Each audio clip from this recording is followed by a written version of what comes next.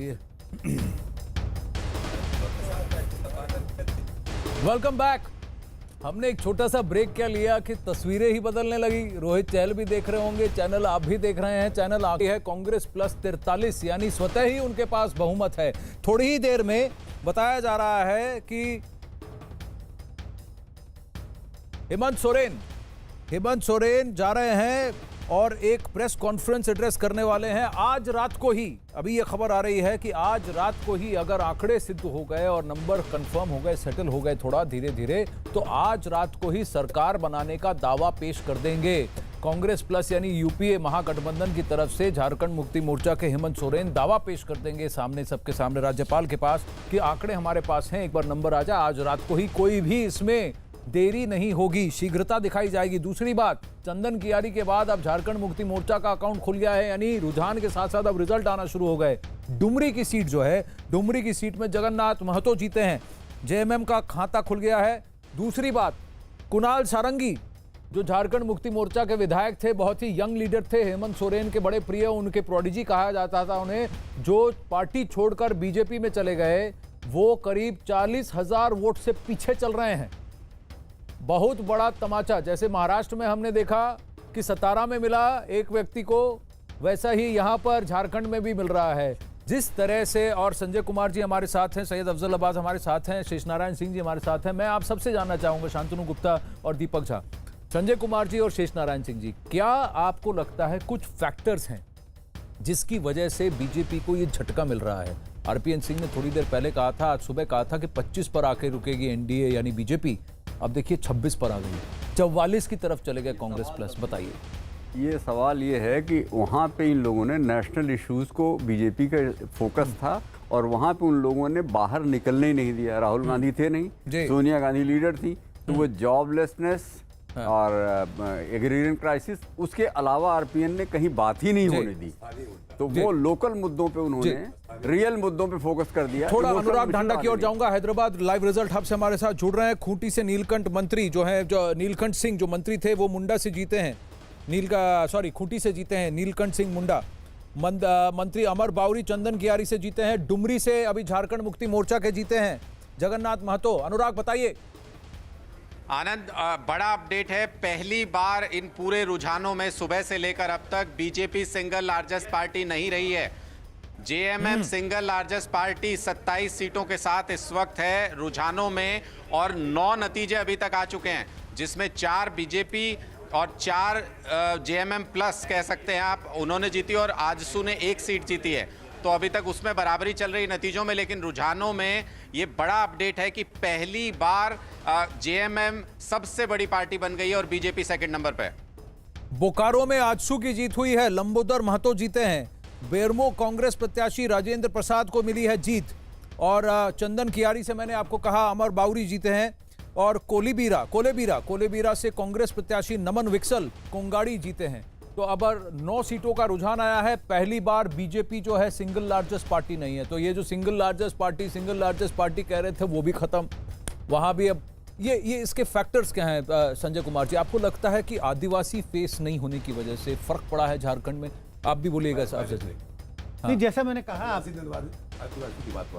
हाँ चलिए, हाँ नहीं, जैसा मैंने पहले भी कहा कि जब मैं झारखंड गया और लोगों से बात की, और जो हम लोगों ने अपना सर्वेक्षण किया, इस बात, उसमें ये बात बिल्कुल साफ दिखाई पड़ रही थी कि लोगों की नाराजगी थी रघुवर दास से, और रघुवर दास से नाराजगी सिर्फ काम की वजह से नहीं थी, जो बीजेपी से नाराजगी इस वजह से भी रही कि उन्होंने एक मुख्यमंत्री के पद के तौर पे ऐसे व्यक्ति का चेहरा सामने रखा जो गैर आदिवासी। अरुण सिंह हमारे साथ जुड़ रहे हैं, कांग्रेस जो मुख्यालय है रांची में। जी, झारखंड प्रदेश कांग्रेस कमेटी के ऑफिस में तैयारियां चल रही है, बताइए न्यूज क्या है? अरुण, आपसे लिंक पहले टूट गया था।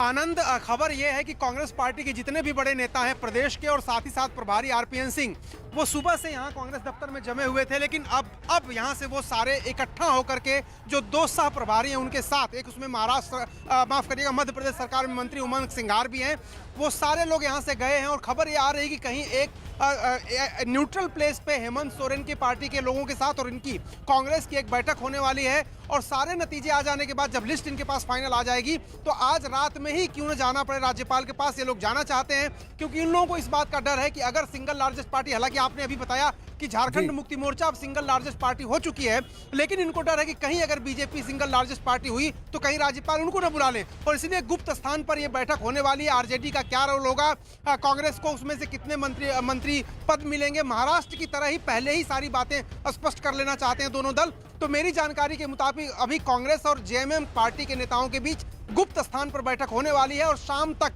हेमंत सोरेन से भी आरपीएन सिंह के मिलने की पूरी संभावना है। फिलहाल मैं आपको एक बार एक बार मैं एक और बात, जैसे आप जो कांग्रेस का दफ्तर है रांची में, जी आप बोलिए। जी आरपीएन सिंह कहां बैठे? आरपीएन सिंह ने सुबह आपसे कहा था कि हेमंत सोरेन ही मुख्यमंत्री का चेहरा होंगे, तो यानी उस पर कोई विवाद नहीं है?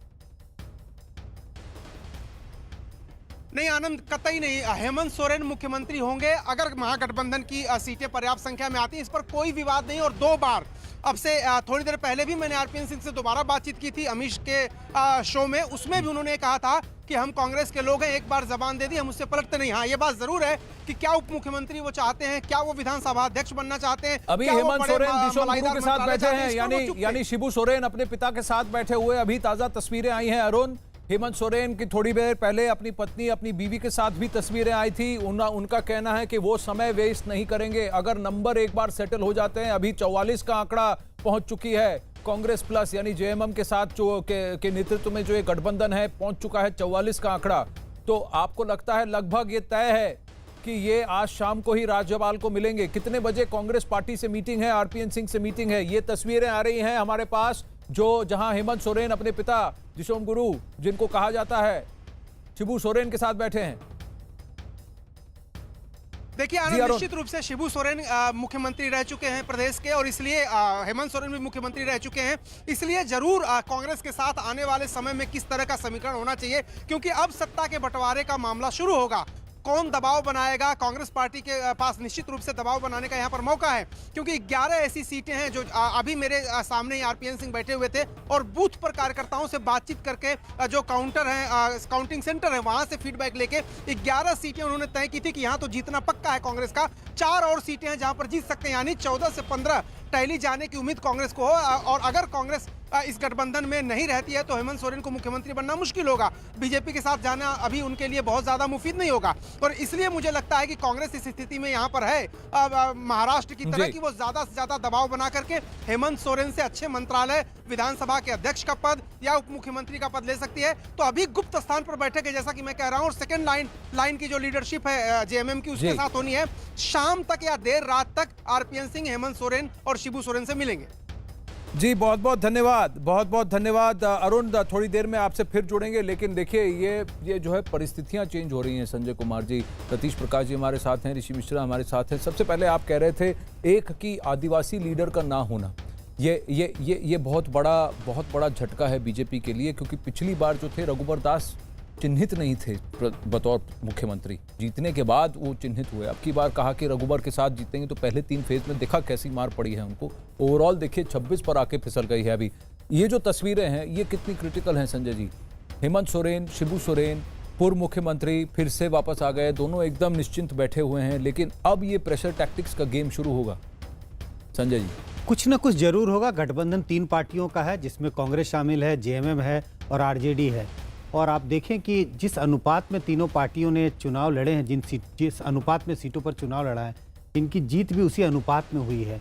तीनों पार्टियों को यह लगता है कि दावेदारी उनकी होनी चाहिए। आरजेडी के पास भी अगर 4-5 सीटें हैं और कांग्रेस 14-15 सीटें लेकर के आ रही है, जीत करके आ रही है, इस गठबंधन के में हिस्सेदारी कर रही है, तो कांग्रेस भी चाहेगी कि सत्ता में जब वो सरकार बनाए तो उनका भी एक अपना अधिकार हो, उनकी भी एक पहचान हो। तो ये सब बातचीत होगी, और मैं समझता हूँ इस बातचीत में चूंकि एक स्पष्ट बहुमत है इस गठबंधन को, तो बहुत अड़चनें नहीं आएंगी। लेकिन जब भी इस गठबंधन की सरकार होती है तो ये बार्गेनिंग होती है, और कभी कभी ये बार्गेनिंग बहुत आसानी से सुलझता नहीं है, थोड़ी बहुत तो मुश्किलें आने वाली है। जी अब सब तो कह रहे थे शेषनारायण जी की वंशवाद खत्म हो रहा है, कहां खत्म हो रहा है? ये देखिए आंकड़े, ये झारखंड मुक्ति मोर्चा 28, बीजेपी 26, कांग्रेस 12, उनका अनुमान है कि ये 14 तक पहुंचेंगे। पर ऐसा क्यों, आपको क्या लगता है? वंशवाद है कि झारखंड ही अलग? मैंने जो आप सर्च किया कि अब जो इमोशनल इश्यूज हैं उनका टाइम हो गया है खत्म। और ये श्री रघुवर दास ने, जैसा संजय भैया ने बताया, कि वहां पे उन्होंने रियल इश्यूज को एड्रेस ही नहीं किया। पिछले 5 साल से वो किसी को धमका रहे हैं, किसी को हड़का रहे हैं, यही सब काम करते रहे। और क्योंकि उनके ऊपर आशीर्वाद था, अमित शाह साहब ने बहुत साफ साफ कहा था कि हमने ये तय कर लिया था कि फलानी जाति का होगा, ये हम ब्रेक करेंगे। और वो महाराष्ट्र में भी उन्होंने किया, 1 मिनट, हरियाणा में भी किया और यहाँ भी किया।